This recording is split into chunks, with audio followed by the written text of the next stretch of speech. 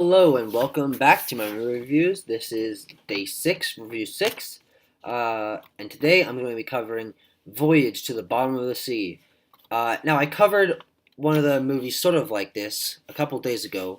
That was The Lost World. And in that video, I said that it was from a Universal collection, but I was completely off on that. It's a 20th Century Fox collection, so if there are comments down in that video, just know that I actually do know what I'm talking about now. I didn't when I was doing that, but so this movie is pretty similar to Lost World, in many ways, but it is more of a drama than the sort of action that was in Lost World. A lot less mystery, more tension. So a quick summary: Voyage to the Bottom of the Sea is a story about a scientist who I can't remember the name of, but they just call him Admiral most of the movie, who built a giant nuclear powered submarine, like the biggest and the best ever, and he has to like convince everyone that it's good, and then once they're like, all right, this is great, they something crazy happens. The sky catches on fire, and there's a giant ring of flames surrounding the Earth, and he has to discover a way to make the Earth not just completely burn. Which I'm not sure if the why it caught on fire is actually explained ever. I think it may have been very quickly, but I don't really know. After he comes up with a way to do it, and he has to go around from New York to the Marianas over in the Atlantic Ocean. Yes, am I right about that? Leave a comment if I'm right. If it's the Atlantic, I'm not that good at geography. Because of that, he has to go all the way around. The world's about to basically catch on fire, and he has to find a way to keep the morale for all of the whatever 70 something men that are on his ship. He has to keep their morale good. He has to keep them on his side. So he makes all these strange decisions that they go against, and it creates a lot of conflict. But in the end, that's what I started this video review off with. Is this is much more of a drama than a sci-fi, really B movie. It's not really much like most of the B movies that I've seen from this era. First off, I want to start with some of the bad things, because I'm going to start organizing my reviews with bad things first and then good things, so it ends on a positive note instead of just mixing in pluses and minuses, which I have been doing.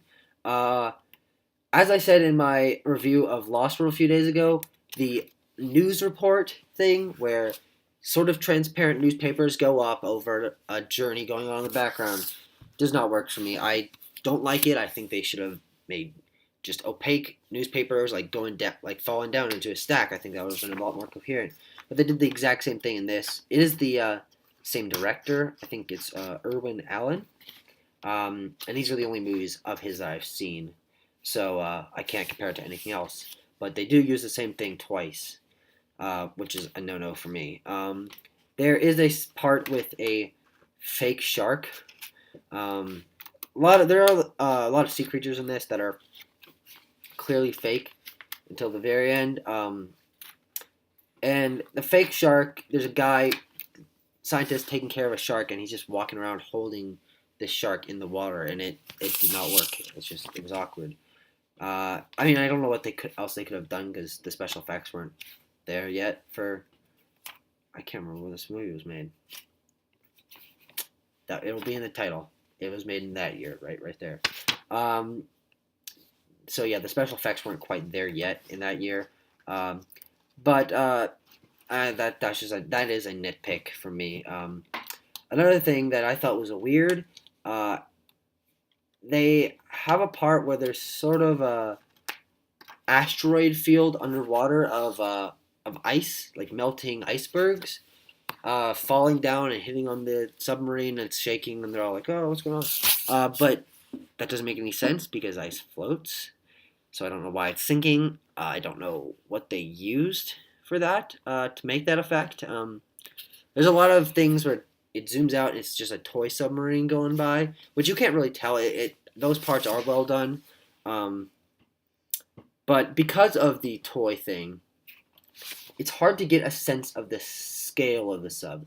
It's supposed to be big. You go around, they show you all these rooms, like big rooms with torpedoes, big rooms with an indoor pool, full observation decks and all that. So it's a giant sub there's like 60, 70 guys on this thing with cabins for all of them and stuff.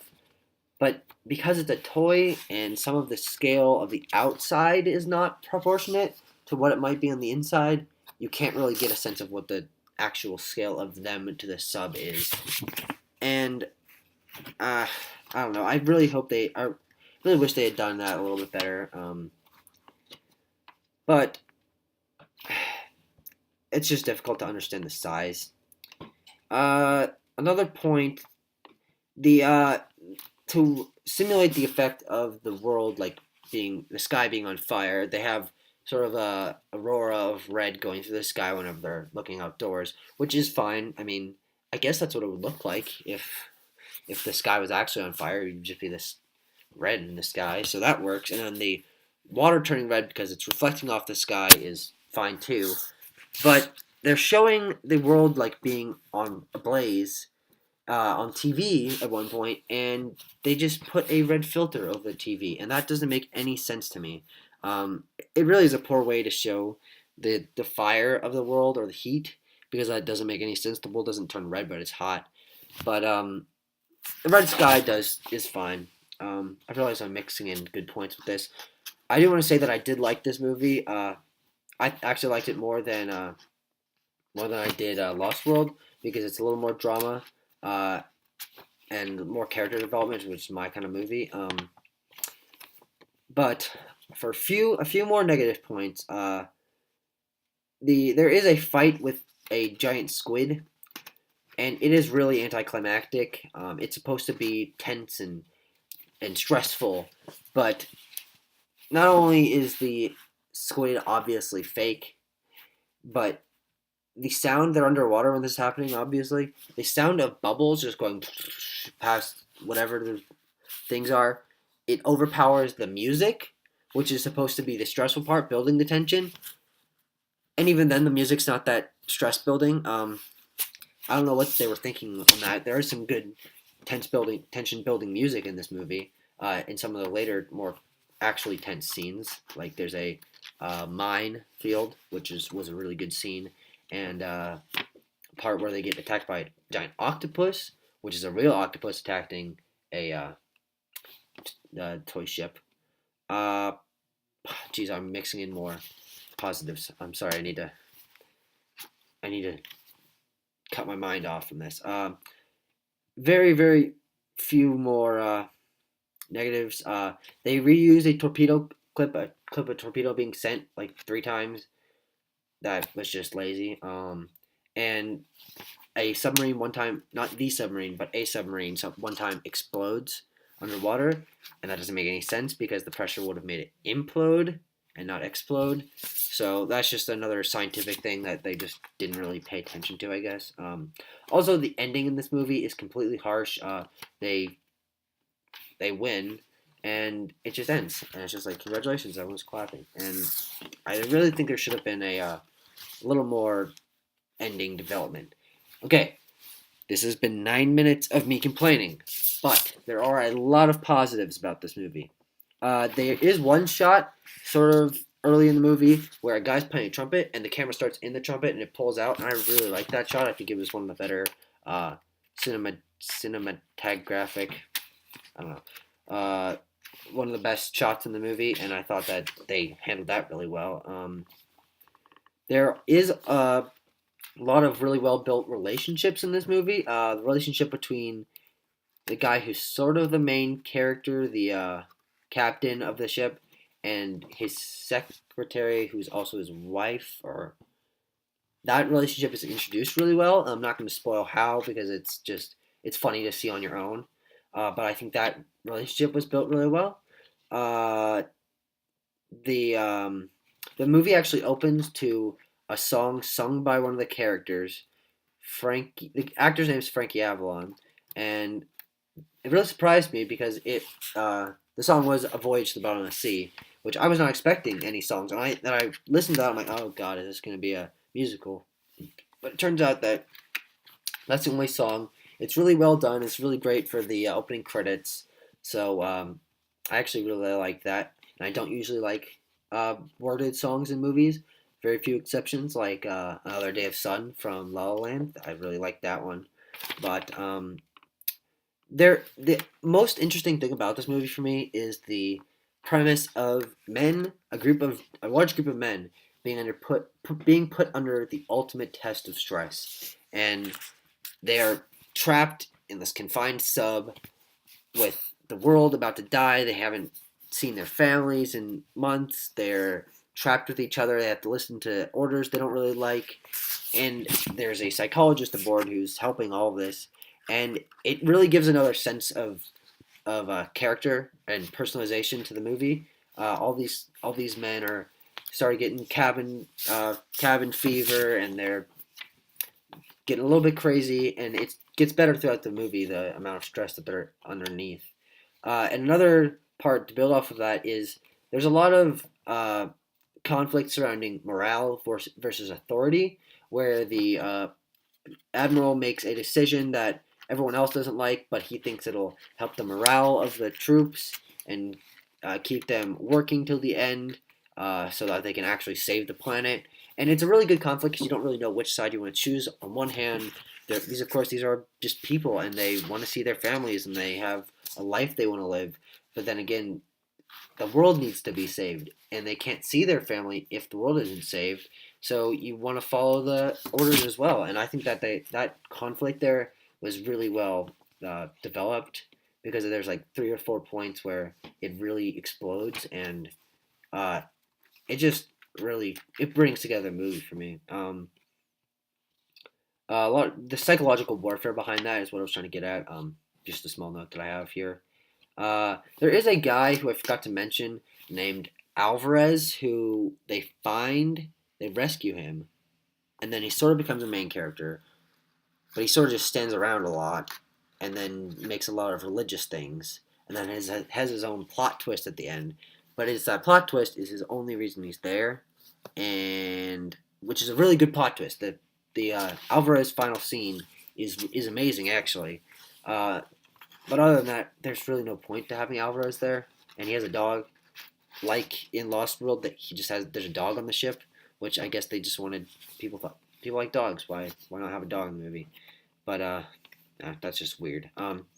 Another good thing with Alvarez is the religious conflict that he brings. Is he's always saying that we need to not fight against the will of God, who has set the heavens ablaze. We're trying to stop it. We need to just give in to God's word.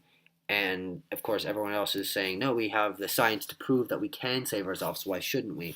And another kind of conflict in this movie that really makes it more of a drama, and it's really well developed. And the final point I want to make is the set design for this.